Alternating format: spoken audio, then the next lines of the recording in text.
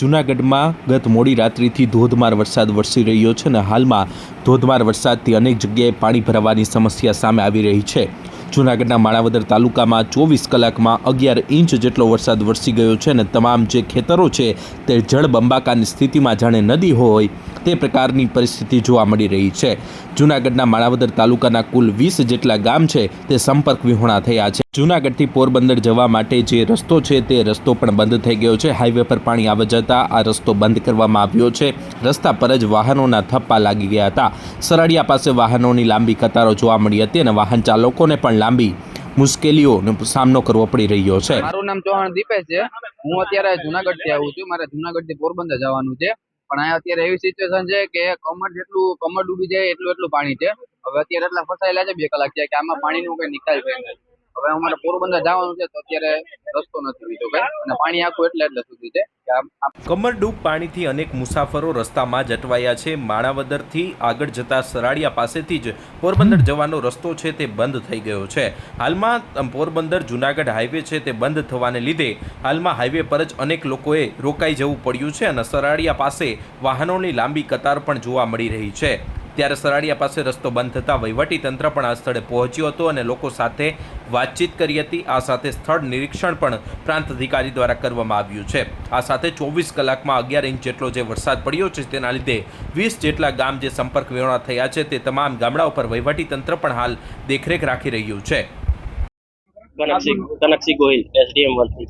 20 ગામ પ્રભાવિત છે, તમામને એલર્ટ ઉપર રાખવામાં આવેલ છે અને વરસાદ ઓછો થશે એટલે ધીરે ધીરે પરિસ્થિતિ સારી થઈ જશે। 11 ઇંચ વરસાદ પડ્યો છેલ્લા 24 કલાક। લગભગ તમામ નદીઓ અને ડેમો ઓવરફ્લો થઈ ગયા છે। કયા રસ્તા હમણાં પ્રભાવિત ભાઈ 20 રસ્તા પ્રભાવિત છે, 20 ગામ પ્રભાવિત છે।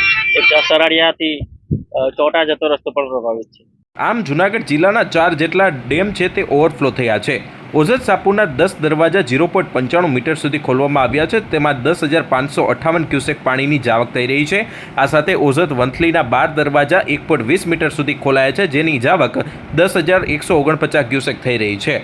સાબલી ડેમના 2 દરવાજા 0.30 મીટર સુધી ખોલવામાં આવ્યા છે, જેની જાવક 469 ક્યુસેક થઈ રહી છે। આ સાથે બાટવા ખારા ડેમના 6 દરવાજા 0.60 મીટર સુધી ખોલવામાં આવ્યા છે અને 5150 ક્યુસેકની પાણીની જાવક નોંધાઈ રહી છે। આમ અત્યારે હાલમાં અનેક ગામડાઓ છે તે સંપર્ક વિહોણા બન્યા છે અને સૌથી વધુ માણાવદર તાલુકો છે તે પ્રભાવિત થયો છે। માણાવદર તાલુકામાં આવેલા તમામ ખેતરોમાં અત્યારે જળબંબાકારની સ્થિતિ જોવા મળી રહી છે। અત્યારે હાલમાં જૂનાગઢ જે પોરબંદર હાઈવે છે તે પણ સંપર્ક વિહોણો બની ગયો છે। હાલમાં સરાડિયાથી તમામ વાહનોને સ્ટોપ કરી દેવામાં આવ્યા છે અને તમામ વાહનોને ત્યાં જ રોકી દેવામાં આવ્યા છે।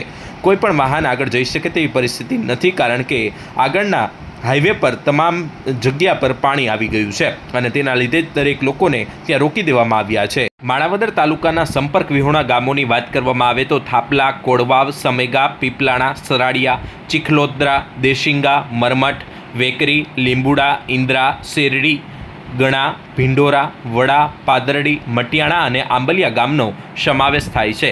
આ તમામ ગામોમાં હાલ વહીવટીતંત્ર નજર રાખી રહ્યું છે। કોઈપણ પ્રકારની પરિસ્થિતિમાં પહોંચી રાખવા માટે અત્યારે હાલમાં વહીવટીતંત્ર ખડે પગે છે। આમ અત્યારે હાલમાં માણાવદર તાલુકામાં 24 કલાકમાં 11 ઇંચ વરસાદથી સમગ્ર જગ્યાએ જળબંબાકારની પરિસ્થિતિ જોવા મળી રહી છે।